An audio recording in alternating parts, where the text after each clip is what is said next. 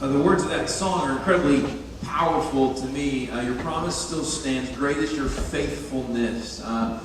Which simply means this, at least to me, that in the seasons where life is difficult, that God not only has saved us, but He sustains us through really deep and hard times. And some of you are going through those times and those periods, those seasons, even now in your life. Before we jump right in, we're going to be in John chapter 4 this morning. Before we jump in, I want to remind you of a couple things. Number one, thank you guys for yesterday, for the privilege just to get to hang out with you all. But tonight, there's something very unique, very special for some of you. If you feel like maybe God is calling you to missions or ministry, I want to invite you to something really special tonight. After service, after Chris preaches to you tonight, you're going to go to groups. And then immediately after your group is done, we're going to have a special meeting for you in the dining hall if you feel like maybe God is calling you to ministry or missions, or if you just have questions about that. We want to invite you to come join with us in the dining hall, right around the fireplace. We're going to hang out. We have something special for you, and we would just love to invite you into that. And then I want to also challenge you, if you feel like maybe God is calling you to missions or ministry, go visit with Megan at 1:30 in the Jones Center and hear about missions and different things that are available for you there. Yesterday we talked about the biggest debate that hit 2018, whether you heard Yanny or Laurel. And we waded through some of those waters, and man, some of you got pretty intense, divisive over that. That's okay. Today I want to bring up the second most hotly debated thing this year in 2018, and that's gun control. And I don't bring that up because we're going to have a big debate over it, but because our country, especially this generation, has been plagued with an issue that generations in the past haven't quite had to deal with. With the shooting in Las Vegas that happened and took many lives last fall, and then the shooting in Parkland, Florida that happened where a student walked into a school, and that was followed up by another incident in Texas. We live in a world that is crazy and ever-changing. And it's interesting, those who are gun rights activists and say everybody needs a weapon, we need a weapon in all schools, the thing that they appeal to is they say we need weapons because we value life, because we love life, and we need to protect that life by arming ourselves. And on the other end of the spectrum, those that say we just need to take away all guns, they say that because we value life and there should never be any kind of weapon that could ever take away a life. And it's interesting that everybody agrees that life is valuable, but we don't always know how to protect it or how to deal with that. And so with that conversation, the understanding that life is valuable, let us turn to John chapter 4 and see what Jesus has to say about this precious thing called life as He interacts with a woman in a very unique circumstance. John chapter 4, if you'll start reading with me in verse 1. Unfortunately, this morning it's not going to be on your screen just because we have a lot of text to go through, and we're not going to hang out in any one section for an extended period. It says in John chapter 4, verse 1, when Jesus learned that the Pharisees had heard He was making and baptizing more disciples than John, though Jesus Himself was not baptizing, but His disciples were, He left Judea and He went again to Galilee. He had to travel through Samaria, so He came to a town of Samaria called Sychar, near the property that Jacob had given to his son Joseph. Jacob's well was there, and Jesus, worn out from the journey, sat down at the well, and it was about noon. Now, a woman of Samaria came to draw water. Give me a drink, Jesus said to her, because His disciples had gone into town to buy food. Now, this is interesting. There are a lot of things at play, and we have to understand just a brief moment of the background of this story to understand really all that Jesus is doing, all that's going on here. The title of the message this morning is really God of the Outcasts, because the Samaritan woman, the woman who approaches Jesus at this time of day, is an outcast. She's a woman who is socially put off to the side. In fact, so socially put off to the side that she goes to the well in the middle of the day at noon. Now, a lot of people, a lot of scholars, a lot smarter than me, would point out that the only reason somebody would go to the well at the hottest part of the day was because they were avoiding the crowds. They were avoiding the shame that often came with being surrounded by people. You see, Jesus was incredibly intentional in this moment. Jesus was intentional. That's our first point. That when Jesus went and he was seeking after people, he was intentional in watching for people who so needed the love, care, and affection that only he could give. Since we live in a crazy world and a crazy time, I think the thing that often many of us can relate to about the woman in this story is the feeling of shame. Many of us have been in places and seasons in our life where we feel so shamed and so shameful that surrounding ourselves by people just feels hurtful. It's as if all eyes are on us, that everybody is judging us. Let me share with you a brief story about my own family's life to illustrate this a bit. I grew up in a broken household. Not only a broken household, but broken on top of broken. My mom has been divorced 3 times. My dad just about the same. I have a ton of siblings, just from step-siblings to half-siblings to more step-siblings, and then step-siblings removed from different marriages. Some of you have found yourself in that situation also. One of the siblings that I'm closest with is now a sophomore at Arkansas Tech. She's going into her sophomore year. So it was just about a year and a half ago that she was finishing her senior year of high school. And her father, who is my stepdad for about 7 years, is not the best man. In fact, he's a guy who has spent a lot of time in alcohol, spent more time hanging on to a bottle than any time with his family. I grew up in that situation. I grew up with him drinking way too much and dealing with the repercussions of him drinking way too much. He and my mother divorced several years back, and after the divorce, he spent several stints in prison. And so he would go in prison, out of prison, he would get bailed out, and then go back in jail over some different things that he did, some bad things that he did. About a year and a half ago, he found himself in jail again, and you guys know that mugshots come out in the local newspaper. And the mugshot came out in the local newspaper, and it was a sad depiction of who he was. I mean, it was an embarrassing photo. Embarrassing especially for my sister. She shares the same last name as her father, of course, and some girls at school, some mean girls who she was friends with, took that picture and captioned it and sent memes around school. So she walks into class the Monday morning after her dad had been thrown in jail on Friday, and walks in and immediately is bombarded and shown and exposed to all these pictures making fun of her father, and she's embarrassed and deeply shamed. My sister went home early from school that day. She, at that point, could drive, and so she just left and dealt with the repercussions of leaving school early later. But it was really hard for her the next couple of days, the next couple of weeks, even the next month, going back to school, interacting with those same people who had so shamed her and belittled her. She felt as if she had no value and no worth. She would describe it as truly the deepest and darkest part of her life. And the odd thing is, it wasn't even over something that she had done, but it was over who her friends and those in her school had cast her and shaded her to be. The truth is, students, many of you have lived that very story. In fact, many of you have lived far worse than that story. Many of you have found yourselves in positions in which you've been shamed, you've been downtrodden, in which you've been outcast to a large degree. And so for you to see this story, to read this about a woman going and getting a daily necessity, going and getting water at a time where nobody else would see her and have to interact with her, is not foreign to you. Because to some of us in this room, we've spent our life avoiding interactions. And we've done that because some interactions are so shameful that we feel so embarrassed, ashamed of who we are, that we feel like the only way to escape that is just to avoid people altogether. In fact, a lot of psychologists would point to those feelings of shame being some of the root causes that have led to some of the hardships, the heartbreaking massacres of the last couple of years. And it's interesting how Jesus treats those of us who are filled with shame. It's interesting how Jesus seeks us out intentionally and meets us exactly where we are. You see, Jesus was intentional. In a time period when most Jews, Jesus was a Jew, in a time period when most Jews would have gone completely around Samaria, Jesus went straight through it.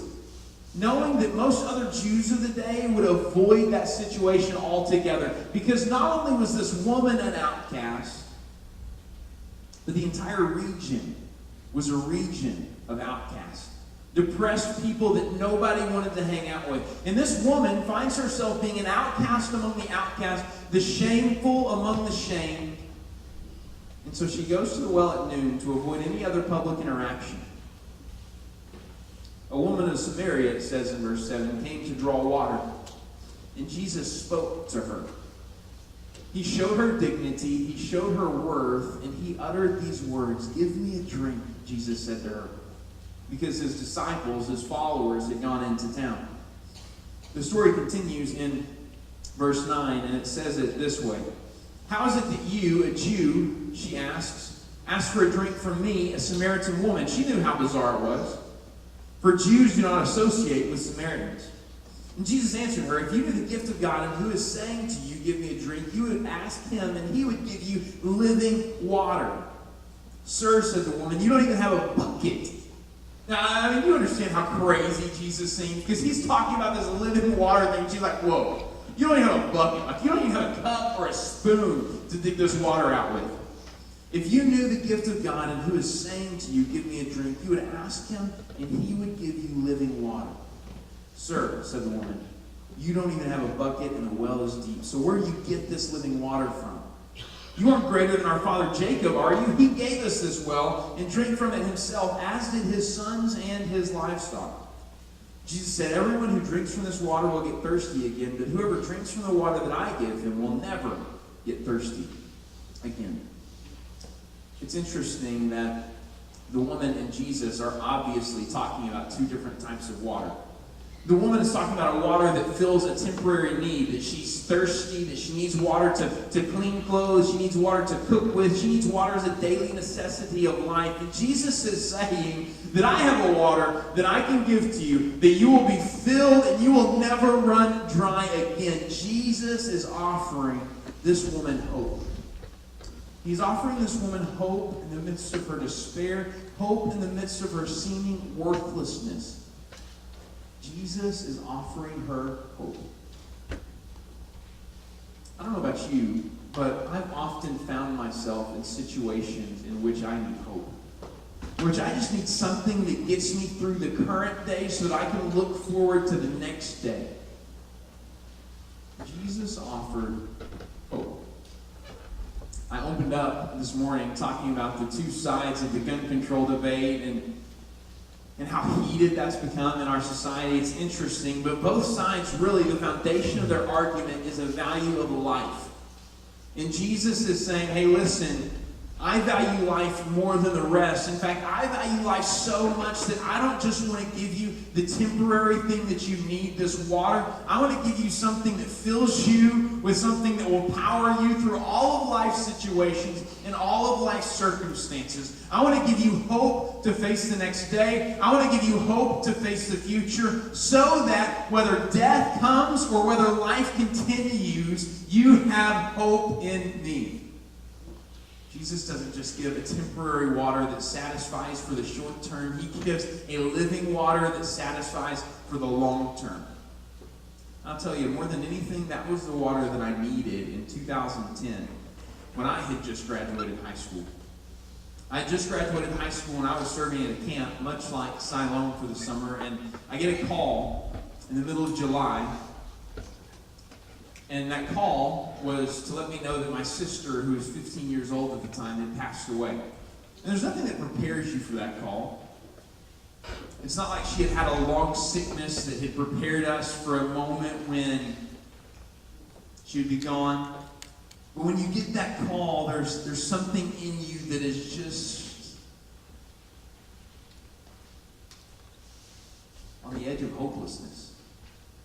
You're like, what is it that's going to drive me? What is it that's going to lead me forward? Jesus offered hope to the woman, not just so that she would have a temporary drink of water, but so that she would have an ever-residing presence in her life that would lead her, guide her, direct her, give her hope in the midst of pain, give her solidarity in the midst of all the confusion. Students, Jesus offers us hope in ways that no one else can. So what does this mean for those of us who feel ashamed to go in certain places, who feel as if shame surrounds us, and who feel as if we just want to avoid the crowds oftentimes because it's difficult? This means that Jesus gives us the capability to do things that we never thought possible before. We'll see that as we continue reading the story.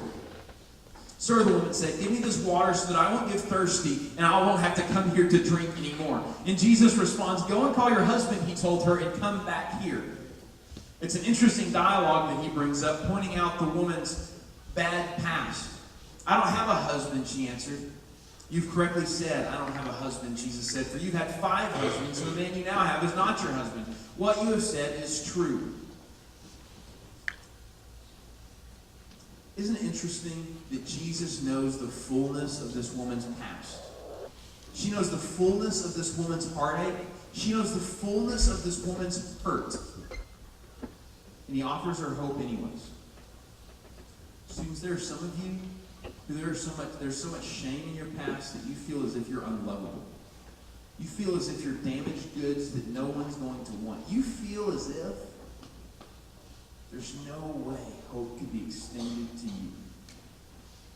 And in this story, Jesus knows every detail about this young lady. He knows every detail. It's not hidden from the eye of God. And even though he knows every detail, he still offers hope. Even though he knows every nuance of her life, he still offers hope, peace, and purpose. And the story continues. Sir, the woman replied, I see that you're a prophet. I wonder what gave her that idea.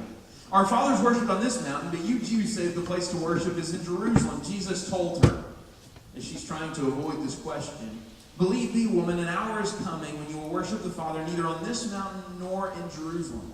You Samaritans may worship what you know, but we worship what we do know.